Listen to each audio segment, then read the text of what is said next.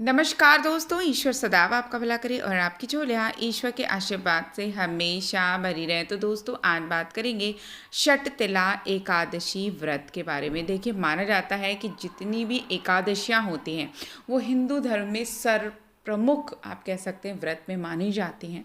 वैसे तो पूरे साल में 24 एकादशियाँ होती हैं, लेकिन जिस साल में अधिक मास पड़ता है उस साल 26 एकादशियाँ होती हैं और इस साल 24 एकादशियाँ हैं। और जो फरवरी माह में विशेष रूप से अगर आप हिंदू महीने के हिसाब से चलें तो माघ मास की जो एकादशी होती है और जो कृष्ण पक्ष की एकादशी होती है उसे षटतिला एकादशी कहते हैं। इस व्रत का अद्भुत महात्म्य है।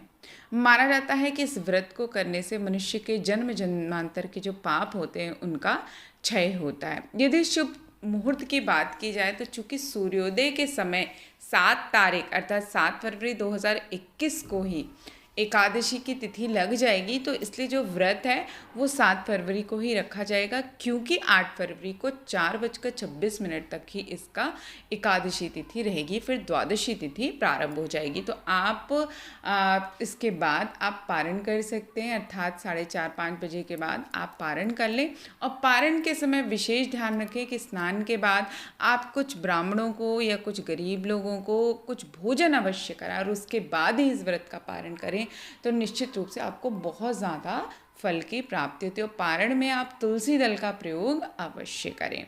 तो बात करेंगे षटतिला एकादशी व्रत की कथा के बारे में और इसके जो महात्म्य है उसके बारे में। तो एक समय दालव्य ऋषि ने पुलस्त ऋषि से पूछा कि हे महाराज, पृथ्वीलोक में मनुष्य ब्रह्मा हत्यादि महान पाप करता है, पराय धन की चोरी करता है, दूसरों की उन्नति देखकर ईर्ष्या करता है और साथ ही नाना प्रकार के व्यसनों में फंसा रहता है। फिर भी व्यक्ति को क्या नरक की प्राप्ति नहीं होती? इसका भी कुछ कारण है क्या? क्या इसके अलावा इतने पाप कर्मों को करने के बाद भी क्या वो कोई पुण्य का कार्य करता है जिसकी वजह से उसको नरक के बजाय सुख की प्राप्ति होती है? वो न जाने कौन सा दान पुण्य करता है जिससे उसके पाप नष्ट हो जाते हैं। यह सब कृपा पूर्वक आप कहिए। तो पुलस्त मुनि कहने लगे कि हे महाभाग, आपने मुझसे अत्यंत गंभीर प्रश्न पूछा है। इससे संसार के जीवों का अत्यंत भला होगा और इस भेद को ब्रह्मा विष्णु रुद्र तथा इंद्र आदि भी नहीं जानते, परंतु मैं आपको यह गुप्त तत्व अवश्य बताऊंगा। उन्होंने कहा कि माघ मास लगते ही मनुष्य को स्नान आदि करके शुद्ध रहना चाहिए। इंद्रियों को वश में करके काम, क्रोध, लोभ, मोह, अहंकार, ईर्ष्या और द्वेष आदि का त्याग कर भगवान का स्मरण करना चाहिए। पुष्य नक्षत्र में गोबर, कपास, तिल मिलाकर उससे कंडे बनाने चाहिए और उन कंडों से 108 बार हवन करना चाहिए। और उस दिन यदि मूल नक्षत्र और एकादशी तिथि हो तो अच्छे पुण्य देने वाले नियमों को ग्रहण करना चाहिए। स्नान आदि नित्य क्रिया से निवृत्त होकर सब देवताओं के देव श्री भगवान का पूजन करें, एकादशी का व्रत को धारण करें और रात्रि में भी जागरण करके प्रभु के नाम का स्मरण करें। उसके दूसरे दिन धूप, दीप, नैवेद्य आदि से भगवान का पूजन करके खिचड़ी का भोग लगाएं। तत्पश्चात पेठा, नारियल, सीताफल या सुपारी का अर्घ्य देकर स्तुति करनी चाहिए कि हे भगवान, आप दीनों को शरण देने वाले, इस संसार सागर में फंसे हुओं का उद्धार करने वाले हैं। हे पुंडरीकाक्ष, हे विश्व भावन, हे सुब्रमण्यम, हे पूर्वज, हे जगतपते, आप लक्ष्मी जी सहित इस तुच्छ अर्घ को ग्रहण करें। इसके पश्चात जल से भरा कुंभ ब्राह्मण को दान करें तथा ब्राह्मण को श्यामा गौ और तिल पात्र देना भी उत्तम माना जाता है। यदि आपके पास ये भी ना हो तो कम से कम आप तिल का दान या घड़े का दान अवश्य करें। तिल स्नान और भोजन दोनों ही श्रेष्ठ माना जाता है इस दिन। इस प्रकार जो मनुष्य जितने तिलों का दान करता है उतने ही 1000 वर्ष स्वर्ग में वास करता है। तिल स्नान के लिए आपको तिल का उपटन, तिल का हवन, तिल का तर्पण, तिल का भोजन और तिलों का दान, ये तिल के 6 प्रकार होते हैं और इनके प्रयोग के कारण ही ये जो एकादशी होती है इसको षटतिला एकादशी कहते हैं और इस व्रत के करने से अनेक प्रकार के पाप नष्ट हो जाते हैं। इतना कहकर पुलस्त ऋषि कहने लगे कि अब मैं तुमसे इस एकादशी की कथा को कहता हूँ। एक समय नारद जी ने भगवान श्री विष्णु से यही प्रश्न किया था और भगवान ने जो षट तिला एकादशी का महात्म्य नारद जी से कहा सो मैं तुमसे कहता हूँ। भगवान ने नारद जी से कहा कि हे नारद, मैं तुमसे सत्य घटना कहता हूँ, ध्यान पूर्वक सुनो। प्राचीन काल में मृत्युलोक में एक ब्राह्मणी रहती थी। वह सदैव व्रत किया करती थी। एक समय वह 1 मास तक व्रत करती रही। इससे उसका शरीर अत्यंत दुर्बल हो गया। यद्यपि वह अत्यंत बुद्धिमान थी, तथापि उसने कभी देवताओं या ब्राह्मणों के निमित्त अन्न या धन का दान नहीं किया था। इससे मैंने सोचा कि ब्राह्मणी ने व्रत आदि से अपना शरीर तो शुद्ध कर लिया, अब उसे विष्णु लोक तो मिल ही जाएगा, परंतु उसने कभी अन्न का दान नहीं किया। इससे इसकी तृप्ति होना कठिन है। भगवान ने आगे कहा, ऐसा सोचकर मैं भिखारी के वेश में मृत्यु लोक में उस ब्राह्मणी के पास गया और उससे भिक्षा मांगी। तो वो ब्राह्मणी बोली कि महाराज, आप किस लिए आए हो? मैंने कहा, मुझे भिक्षा चाहिए। इस पर उसने एक मिट्टी का ढेला मेरे भिक्षा पात्र में डाल दिया। मैं उसे लेकर स्वर्ग में लौट आया। कुछ समय बाद ब्राह्मणी भी शरीर त्याग कर स्वर्ग में आ गई। उस ब्राह्मणी को मिट्टी का दान करने से स्वर्ग में सुंदर महल मिला, परंतु उसने अपने घर को अन्न आदि सब सामग्रियों से शून्य पाया।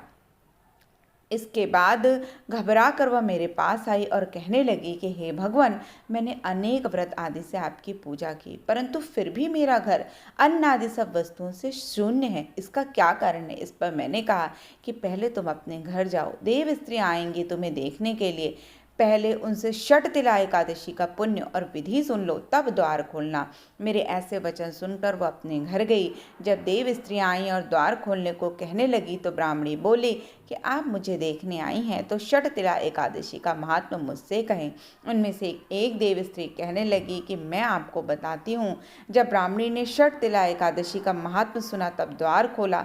देवांगनाओं ने उसको देखा, ना तो वो गंधर्वी है और ना असुरी है, वरन पहले जैसे मानुषी है। उस ब्राह्मणी ने उनके कथनानुसार षट तिला एकादशी का व्रत किया।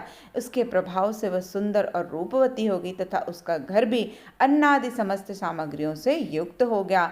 अतः मनुष्य को मूर्खता त्याग कर षट तिला एकादशी का व्रत और लोभ न करके तिलादि का दान करना चाहिए। इससे दुर्भाग्य, दरिद्रता और अनेक प्रकार के कष्ट दूर होकर मोक्ष की प्राप्ति होती है। देखिए, जो व्रत है, अद्भुत व्रत है। आपको पता भी है कि चूंकि 14 जनवरी के बाद से सूर्यदेव मकर राशि में प्रवेश करते हैं और उस समय भी तिल का दान का अद्भुत महत्व है, क्योंकि देखिए सूर्यदेव जब अपने पुत्र की राशि में आते हैं तो कहीं ना कहीं सूर्यदेव भी थोड़े पीड़ित जरूर होते हैं, लेकिन उसके बाद शुभ कर्म जितने भी होते हैं, विवाह आदि संस्कार होते हैं, वो उसके बाद ही शुरू होते हैं। और ये जो समय होता है, अगर मैं साइंटिफिक रीज़न से भी देखूं तो हमारे जो जोड़ हैं उनको मजबूत बनाने के लिए, चूँकि पिता पुत्र की संधि होती है, और अगर हम मकर राशि को देखें ज्योतिष के हिसाब से तो ये हमारे घुटनों को बताती है। तो इस समय जो आप तिल का दान करते हैं और जो आप तिल ग्रहण करते हैं, बहुत ज़्यादा जगहों पे इस समय तिल का प्रयोग किया जाता है। तो इस समय यदि आप तिल गुड़ का दान करते हैं तो सूर्य संबंधित परेशानियां, शनि संबंधित परेशानियां दूर होती हैं। और साथ ही साथ यदि आप तिल, सोंठ जो अदरक की बनती है, सुखाकर सोंठ, तिल और गुड़ और थोड़ी सी हल्दी का आप लड्डू या कुछ भी आप उसका पाउडर बना के उसका सेवन करते हैं तो आपके जोड़ों के लिए बहुत ज़्यादा फायदेमंद होती है। तो देखिए, जो भी हमारे व्रत त्यौहार हैं वो कहीं ना कहीं अनेक प्रकार की रीतियों से इसीलिए जोड़े गए हैं ताकि उसका जो फल है वो हमें सर्वोत्तम रूप से मिल सके, हमारा शरीर भी स्वस्थ रह सके और हमारे जो मन के विकार हैं वो भी इन व्रत के प्रभाव से दूर हो सकें, क्योंकि हम भी एक मनुष्य हैं और मनुष्य में अच्छाई बुराई दोनों ही होती है। और अगर हम इन व्रतों के महत्व को समझें, इनके जो लौकिक इनका जो उपयोग है उनको भी समझें, और जो परालौकिक उपयोग है अर्थात हमारे मन के विकारों को दूर करना। जब हम व्रत रहते हैं संकल्प के साथ, बुरे कर्मों को त्यागने की भावना के साथ, तो जो हमारे संस्कार हैं, हमारे पुराने विचार हैं, वो भी कटते हैं, वो भी दूर होते हैं और हमारे जीवन में प्रसन्नता, उन्नति, समृद्धि और सुख अवश्य आता है। तो दोस्तों, आशा करती हूँ ये छोटी सी जानकारी आपको पसंद आई होगी। ऐसी रोचक जानकारियों के लिए कृपया हमारे चैनल को लाइक करें, सब्सक्राइब करें और शेयर करना ना भूलें। तो फिर मिलते हैं, तब तक के लिए नमस्कार।